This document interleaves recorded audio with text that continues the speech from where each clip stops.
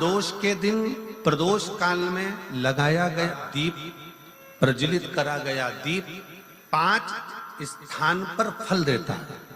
प्रदोष के दिन प्रदोष काल में लगाया गया दीपक 5 स्थान पर फल देता है। पहला स्थान, अगर हमको या हमारे परिवार में किसी को काल सर्प दोष है तो हमारा प्रदोष का लगाया गया दीपक कहीं पूजन मत कराओ, वो दीप जलाने से ही काल सर्प दोष समाप्त होता चले जाता है। दूसरा स्थान, पितृदोष।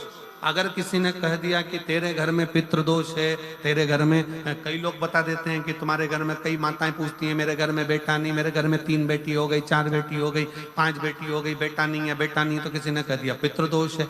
अब तुम शंकर जी की पूजन कर रहे हो, शंकर जी पे जल चढ़ा रहे हो, शिव की स्तुति कर रहे हो, तो किसी किसी की यहाँ 3 बेटियों के बाद, 4 बेटियों के बाद, एक माता ने तो लिखा है कि उसके यहाँ 2008 में उसके घर में लड़की ने जन्म लिया था, या 2008 में उसके घर में बच्चे ने जन्म लिया था, लड़की ने। उसके बाद फिर लड़की ने जन्म लिया और उसके बाद उसके घर में कोई पुत्र का योग नहीं बना। तब उसने प्रदोष के समय पर शाम को दिया लगाना प्रारंभ करा और 2008 में बच्ची जन्मी थी और अब 2024 में उसके घर में लड़के ने जन्म लिया। कि प्रदोष काल का लगाया गया दीपक, प्रदोष काल, प्रदोष के दिन, प्रदोष काल का जो दीपदान होता है वो सरल नहीं होता, वो सहज नहीं होता। 5 स्थान की पूर्ति करता है। पहला स्थान किस चीज के लिए? काल सर्प दोष के लिए। दूसरा, पितृदोष।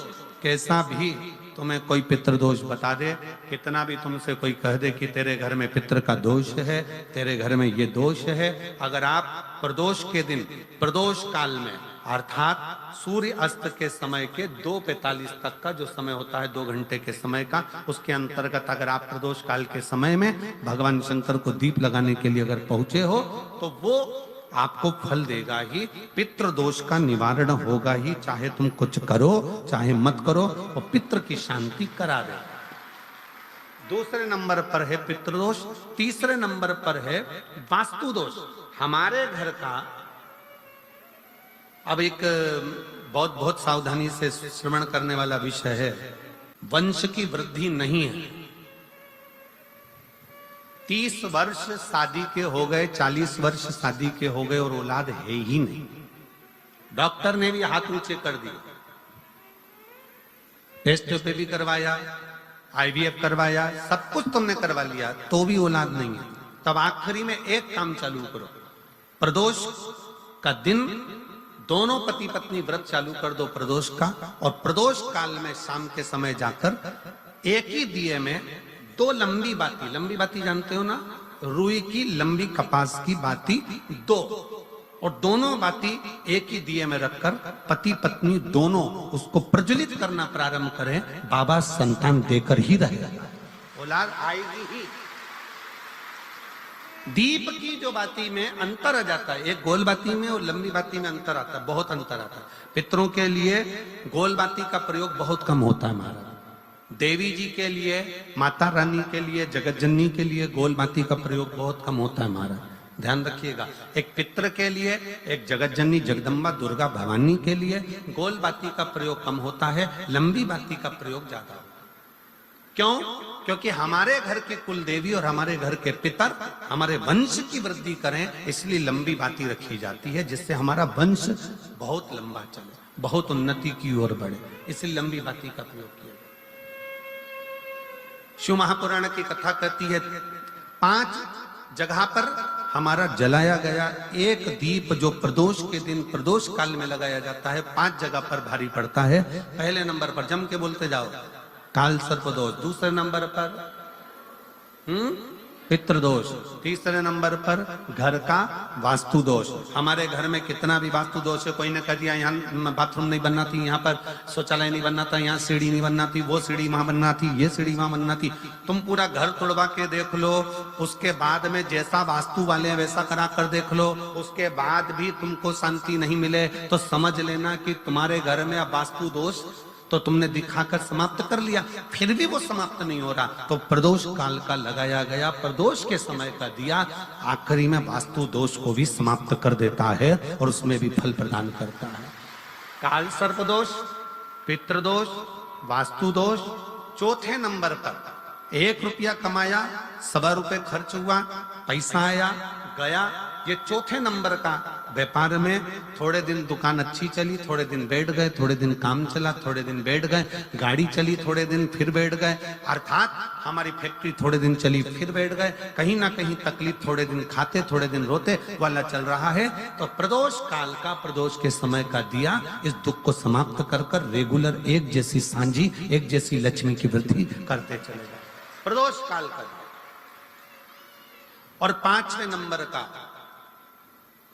प्रदोष काल का दिया, प्रदोष समय का दिया 5वें नंबर पर रोग का निवारण कर, रोग निवारण।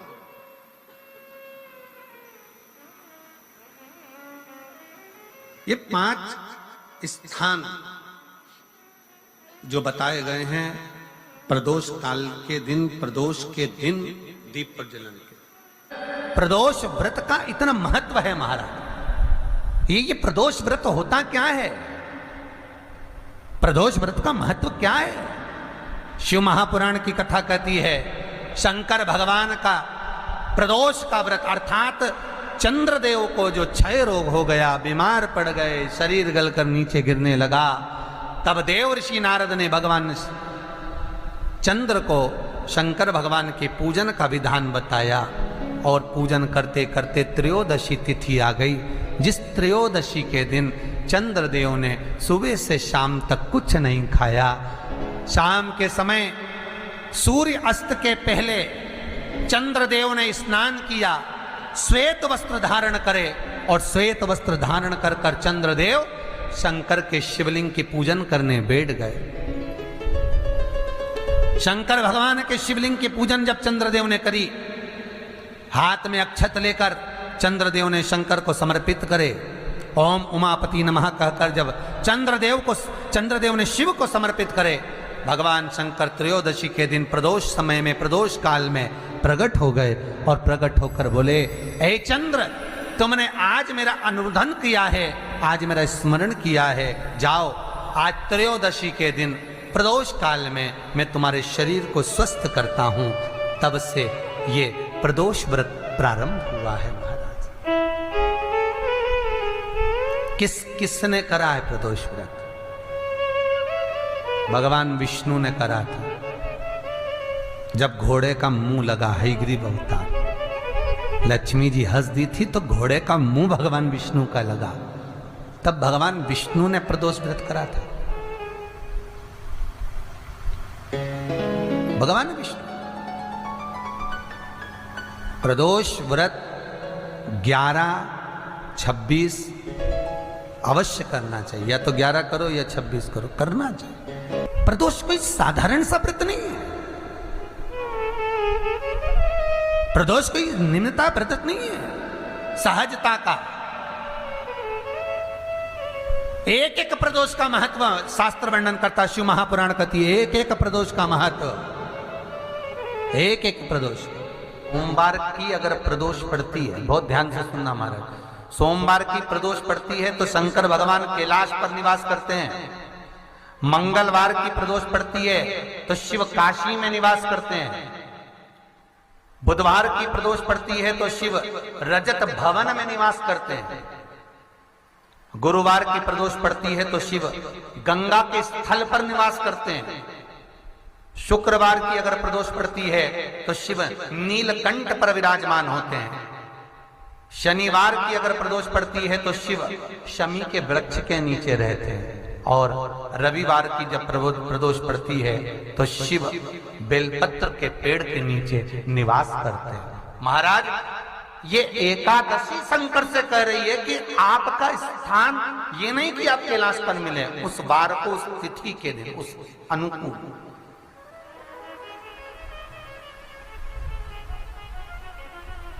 हमारे यहां कहते हैं सोमवार की जो प्रदोष पड़ती है वो इच्छा पूर्ति करती है, मंगलवार की प्रदोष रोग से मुक्ति देती है, बुधवार की प्रदोष कामना की पूर्ति करती है, गुरुवार की प्रदोष शत्रुओं का नाश करती है, शुक्रवार की प्रदोष सुख और शांति देती है, शनिवार की प्रदोष संतान का सुख देती है, और रविवार की प्रदोष जो काम दुनिया में कोई नहीं कर सकता वो अचूक फल की प्राप्ति रविवार की प्रदोष करा देती है महाराज। ऐसी प्रदोषों का नियम वर्णन किया चाहिए। भगवान कहते ठीक है तू थोड़ी देर खड़ी हो। एकादशी सम्मुख खड़ी हुई, पार्वती जी ने जिस अंगुष्ठ का जल पीने के लिए लिया था हाथ में, बस पीने ही वाली थी, शंकर भगवान ने वही हाथ में जल लेकर एकादशी के हाथ में उसको देकर कहा ले, ये मेरे द्वारा निर्मित एक व्रत है जिसे त्रयोदशी के दिन तूने मांगा है, मैं तुझे देता हूँ। आज इस व्रत का फल मैं तुझे प्रदान करता हूँ। अब तू जिस जीवात्मा को लेकर जाएगी उसका पाप प्रबल नहीं होगा। किसी स्त्री पुरुष बालक बुजुर्ग जो भी होगा जिसने प्रदोष का व्रत करा होगा वो जीवात्मा को तू किसी फल की कामना से नहीं स्वतः ही लेकर चली जाए, उसमें कोई कामना नहीं है। बन सके जीवन में 11 प्रदोष या 26 प्रदोष करने के बाद आप उसका उद्यापन कर कर विराम भी दे सकते, पर जीवन में एक बार प्रदोष का व्रत मौका मिले, जिस कामना से जिस दिन का भाव आपके मन में आए कि मुझे रोग से मुक्ति पाना है तो ये प्रदोष मुझे करना है, मैं रोग मुक्ति के लिए हम मंगल जो भी आपके मन में आ रहा है, संतान प्राप्ति के लिए शनिचरी प्रदोष आप उसका स्मरण करें। फिर लिखा शिव महापुराण में, बड़ा सुंदर लिखा वेद व्यास जी ने, मान लो आप प्रदोष का तो नहीं कर सकते, आप अगर व्रत नहीं कर सकते तो प्रदोष के दिन प्रदोष काल में शाम का समय सूर्य अस्त का कुछ पल कुछ घड़ी के पहले से लेकर बाद तक का प्रदोष काल के अंतर्गत आप शंकर जी के मंदिर में जाकर 1 लोटा पानी 5 बेलपत्र भी अगर समर्पित करते हैं तो संपूर्ण प्रदोष का फल आपके भाग्य में प्रबल हो जाए। शिव महापुराण में इसका लड़की को मंगल है, गुरुजी लड़के को मंगल है, क्या करा जाए? कुछ मत करो। प्रदोष के व्रतों में वर्णन किया गया है कि रवि का प्रदोष, भौम का प्रदोष, मंगल का प्रदोष, बुध का प्रदोष, गुरु का प्रदोष, शुक्र का प्रदोष, शनि का प्रदोष। जो प्रदोष पढ़ते हैं पूरे महीनों में, पूरे वर्ष में मंगल का प्रदोष निकाल कर रख लो कि मंगल का प्रदोष इस दिन पड़ रहा है, मंगल की त्रयोदशी तिथि पड़ रही है, प्रदोष व्रत मंगलवार का पड़ रहा है। और जिन लड़का लड़की को मंगल होते हैं, जिन कन्या और वर को मंगल होते हैं, केवल शंकर भगवान के मंदिर में जाकर चौमुखी दिया, 4 बत्ती का दिया आटे का, उसमें घी डालकर लड़की शंकर भगवान के मंदिर में मात्र 7 बार शंकर पे से उतार कर 3 बार स्वतः उतार कर शिव के मंदिर में रख देती है। उसका मंगल आड़े आता ही नहीं है, मंगल नहीं आता सामने। मंगल प्रदोष व्रत का इतना महत्व है महाराज। एक बात बहुत अच्छे से समझ लीजिए, जिसके घर में क्लेश होता हो, अशांति रहती हो, क्लेश रहता हो, या छोटी छोटी बात पर विवाद चालू हो जाता हो, या पति पत्नी में, परिवार में, सास बहू आदि में कहीं ना कहीं कुछ अगर विवाद रहता हो, ऐसा बेलपत्री की डंडी रहती है ना, बहुत ध्यान दीजिएगा महाराज। श्राद्ध पक्ष की कथा चल रही है, शिव महापुराण आज विराम की ओर है, ध्यान दीजिएगा। जैसे ये बेलपत्री की जो डंडी होती है, डंडी का जो भाग होता है बेलपत्री की, ऐसा बेलपत्री की 7 भाग ले लो, मतलब बेलपत्री 7 ले लीजिए। 7 बेलपत्र लेकर कच्चा जो सूत होता है ना, कच्चा सूत जो जानते हो पेड़ पौधे में माता लपेटती हैं, धागा जो होता है ना सफ़ेद कलर का कच्चा धागा जो बड़ में, पीपल में और आंवला आदि में लपेटा जाता है, कच्चा सूत, उसको शंकर भगवान और माता पार्वती का स्मरण कर कर नंदी के, जो नंदी होता है, नंदी के राइट भाग में नंदी का एक पांव ऊंचा होता है। आपने देखा होगा आगे का पांव ऊंचा होता है, बैठते समय नंदी का एक पांव ऊंचा, एक पांव नीचे की हो जाता है। तो नंदी का जहां पांव ऊंचा है उस ऊंचे पांव के पास में बैठना है।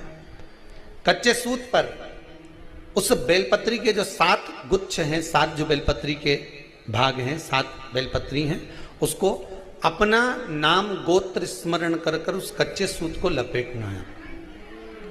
महाराज लाल कलर का चंदन उस बेलपत्री के पत्ते में जो अग्रभाग होता है, सबसे आगे का भाग, 7 में लाल चंदन लगाना है। महाराज उस चंदन को लगाकर आप प्रदोष के दिन, प्रदोष काल में शंकर भगवान को समर्पित अगर करते हैं तो जिस घर का गोत्र बोला है उस घर में कभी क्लेश नहीं हो सकता, वो शांति का अनुभव कर, उसमें क्लेश नहीं हो सकता। एक धागा होता है पक्का धागा, एक धागा होता है कच्चा धागा। बहुत ध्यान दीजिएगा महाराज, पक्के धागे से नहीं लपेटना सफेद।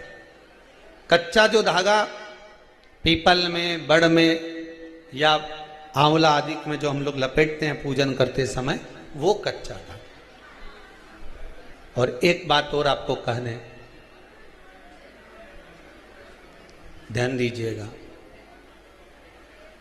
अगर मान लो किसी पति पत्नी का तलाक तक की नौबत हो गई और तलाक नहीं कराना है, आपस में वापिस प्रेम बढ़ जाए, छोरी वापिस घर में रहे, बेटा उसको रखे, बहू रहे, आपस में प्रेम बढ़े, वो भले मायके चली गई हो, वो भले लड़का छोड़कर चले गया हो, अकेली रह रही हो और चाहती है कि मैं पति के साथ रहना है, तलाक नहीं होना चाहिए, हम दोनों में प्रेम रहे, वो संभाले मेरे को भी और मैं भी आदर करूं, वो भी आदर करे। तो मेरा निवेदन है, कच्चा जो सूत होता है, कच्चा जो धागा होता है, नंदी के ठीक पीछे बैठकर कोई साथ में आपके परिवार का कोई व्यक्ति चले जाए और हस्तकमल को, जिसको अपने परिवार में वापिस रहना है, उस स्त्री हो या पुरुष हो, दोनों में से कोई भी नंदी के पीछे बैठकर सोमवार की जिस दिन अष्टमी पड़े उस दिन नंदी के पीछे बैठकर हाथ को ऐसा बंद करना है, हाथ में एक बेलपत्री रखना है, सीधी सीधी बंद कर कर 7 बार उस हाथ पर कच्चा सूत लपेट देना है। उस सूत को वापस निकाल लेना है बेलपत्री के साथ, बेलपत्री के साथ में, और बेलपत्री को तो अपने पास में रखना। सबसे पहले माता पार्वती का जो हस्तकमल ऐसा होता है शिव मंदिर में, उस हस्तकमल में वो सूत जो आपके हाथ से निकला है वो उसमें डाल देना है, माँ जगत जननी से प्रार्थना कर कर, और जो बेलपत्री आपने संबंध को जोड़ने के लिए अपने हाथ में ली है वो शंकर भगवान के कटी भाग में, फिर निवेदन करूंगा कटी भाग को समझ लीजिए। ये शिवलिंग रखा है, जहां पर शंकर भगवान का शिवलिंग, माता पार्वती जी के हस्त कमल पर जो शिवलिंग रखा है, ये भाग कटी भाग कहलाता है। इस जगह पर जहां शंकर और पार्वती का मिलन हुआ है, उस जगह पर उस बेलपत्री को रख देना है। महाराज ज्यादा से ज्यादा 3-4 महीने लगते हैं, दोनों में वापिस प्रेम बढ़ जाता है, दोनों एक हो जाते हैं।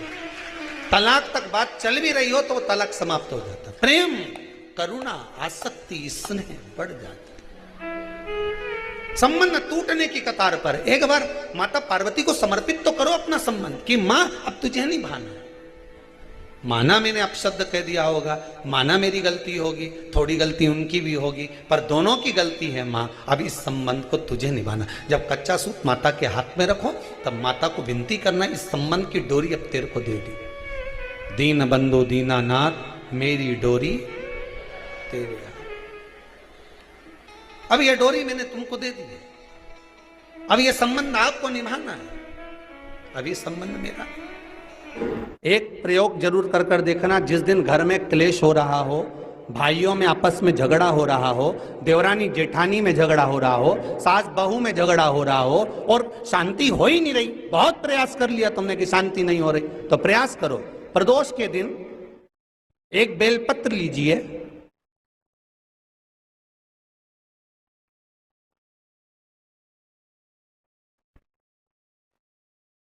प्रदोष के दिन बेलपत्र लेकर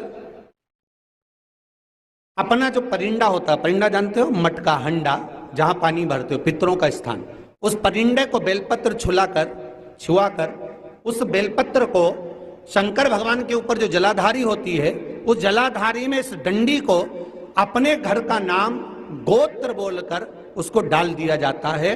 एक लोटे पानी में थोड़ा सा शहद मिलाकर उस जलाधारी में भगवान शंकर का भृंगेश्वर नाम लेकर चढ़ा दिया जाता है। शिव जी को चढ़ाया हुआ जल उस बेलपत्र को चढ़ाकर जाइए, कितना भी तेज झगड़ा हो रहा होगा, मात्र 10 मिनट के अंदर एकदम शांत हो जाता है, झगड़ा रह ही नहीं पाता। कितना भी झगड़ा हो रहा, मात्र 10 मिनट, 15 मिनट से ज्यादा नहीं टिक सकता। पत्र खाओगे शंकर जी के मंदिर की तो मुख में जीवान छार छार हो जाती है। बोलो सही है कि गलत? प्रतिदिन बेलपत्र खाओगे शंकर मंदिर की तो मुख में कई बार छाले भी पड़ जाते हैं। सत्य है कि गलत है? शिव महापुराण की कथा कहती है अति सर्वस्व वर्जते। आपको अगर बेलपत्र खाना है, हफ्ते में 2 खाओ, हफ्ते में 3 खाओ। मुंह में अगर छार छार हो रहा है, छाले पड़ रहे हैं, तो बेलपत्र को, शिवजी की चढ़ी हुई बेलपत्र को सुखाकर चूरा बनाकर इतनी सी चुटकी भर खा लिया, पानी पी लिया। लीवर गड़बड़ हो गया है, डायलिसिस चल रहा है, किडनी गड़बड़ हो गई है, डॉक्टर बोल रहा है कि डायलिसिस करवाना पड़ेगा, तो बेलपत्री के पीछे की जो डांट होती है, जिसको आप लोग तोड़ के फेंक देते हैं, वो बेलपत्री के पीछे की जो डांट है, ये ब्रह्मा, विष्णु, महेश। समझ में आ रहा है आप लोगों को? बीच में जो डंडी दिख रही है आपको, इसके बीच में बड़ी पत्ती और 2 पत्ती के बीच में जो खाली जगह है, ये खाली जो डंडी है, इसमें 33 कोटि देवी देवताओं का स्थान होता है। किसका स्थान है? 33 कोटि देवी देवताओं। इसलिए बेलपत्र चढ़ाते समय बेलपत्र को इस जगह से पकड़कर समर्पित किया जाता है कि 33 कोटि देवी देवताओं का स्पर्श कर कर, ब्रह्मा, विष्णु, महेश का स्पर्श कर कर चढ़ाया जाता है। बेलपत्री के नीचे की जो डंडी होती है, ये 2 पत्ती से लेकर नीचे का जो भाग होता है, ये स्कंद पुराण कहती है, इसमें 64 योगनियां और मेरी माता पार्वती का संपूर्ण जितनी शक्तियां हैं, वो सारी शक्तियां इस डंडी के अंदर विराजमान होती हैं। इस डंडी के पीछे एक गोखरू होता है, जिसको माताएं तोड़ देती हैं। वो जो टूटा हुआ गोखरू रहता है, उसमें भगवान शंकर के प्रत्येक गण का भाव रहता है। इनका काम क्या रहता है? जब शरीर में किसी व्यक्ति के जीवन में जब दुख, तकलीफ या रोग बढ़ता है, तो वो गोखरू जो नीचे का रहता है, वो टूटा हुआ गोखरू अशोक सुंदरी वाली जगह पर चढ़ाकर हफ्ते में 2 बार उसको चबा चबा कर अगर खा लिया जाए तो डायलिसिस की जरूरत नहीं पड़ती, डायलिसिस छूट जाता है, लीवर और किडनी काम करना प्रारंभ कर देते। और अच्छे से सुन लेना, अभी की अभी घर जाकर शुगर की जांच करना। शुगर कितनी भी हाई जा रही होगी, बेलपत्री के नीचे का गोखरू टूटा हुआ अशोक सुंदरी पर चढ़ाकर खाकर 5 से 7 मिनट मुंह में रख लीजिए और उसके बाद शुगर की जांच कर लीजिए, शुगर लेवल में मिलना प्रारंभ हो जाए। बेलपत्री का जो सुख है वो जीवन का आनंद देना है।